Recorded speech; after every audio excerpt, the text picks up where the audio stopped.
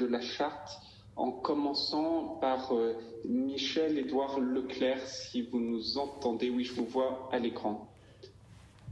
Eh bien, si vous permettez qu'un Breton succède à un autre Breton pour parler de Normandie, je vais commencer. Le Normand que je suis est toujours très intéressé par entendre les Bretons.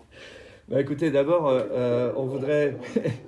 je voudrais vous dire au nom de mes camarades Leclerc et puis de Jean-François Huette, qui est aussi à l'écran et qui est responsable des produits agricoles dans notre mouvement. Il est de Blois. Nous sommes très heureux de signer cette charte. Ce n'est pas votre première initiative en tant que ministre de l'Agriculture, mais c'est votre première initiative à l'égard des distributeurs et elle est positive.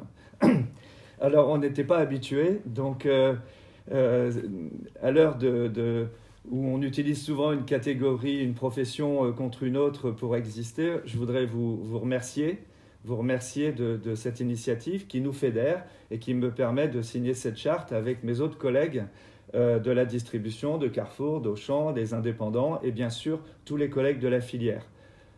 Pendant la période Codive, pendant le confinement, on a bâti des liens sur une compétition qui s'est déplacée, on va dire, d'une compétition pur prix sur une compétition du mieux-disant en matière d'approvisionnement des Français et de qualité alimentaire.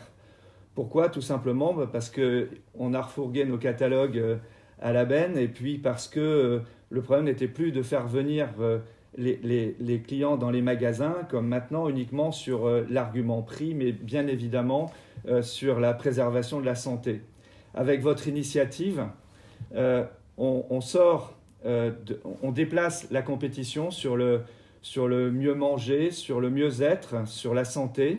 Et ça s'inscrit tout à fait dans cette belle narration collective qui a été initiée avec les EGA et qui permet à tout le monde d'embarquer sur la refondation ou en tout cas l'amélioration du modèle alimentaire français, depuis les restaurateurs, depuis l'industrie, la production. On a une belle narration collective que vous permettez de signer avec cette charte, que vous permettez de marketer, que vous permettez de valoriser. Et bien évidemment, non seulement on va signer, mais on va pratiquer et on va valoriser.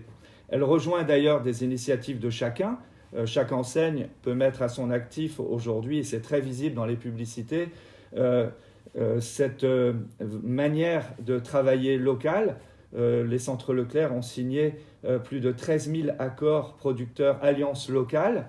Nos marques, nos régions du talent participent de cette initiative.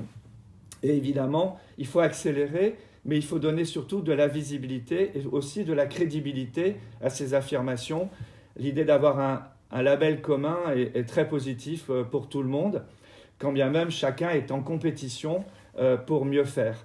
Et puis je crois que c'est intéressant dans cette charte, c'est que vous avez, et c'était très visible dès votre arrivée au ministère, vous avez voulu dépasser les arguments qui pouvaient être qualifiés de trop corporatistes ou voire de trop protectionnistes à l'égard de tous ceux qui aujourd'hui valorisaient le label français, et notamment vis-à-vis de la Commission européenne et tout ça. Moi, je trouve que là, on a une clé de lecture très consumériste, inattaquable, et qui permet non seulement, comme l'a dit Guillaume Rouet, de nous donner une base très forte sur le territoire français pour faire découvrir à travers tous les critères du goût, les critères de localisation, toutes les productions fraîches françaises, mais c'est aussi une base exportable, c'est une base, une signature qui est très valorisable, évidemment dans les magasins à nos enseignes ou à celles de nos partenaires à l'international,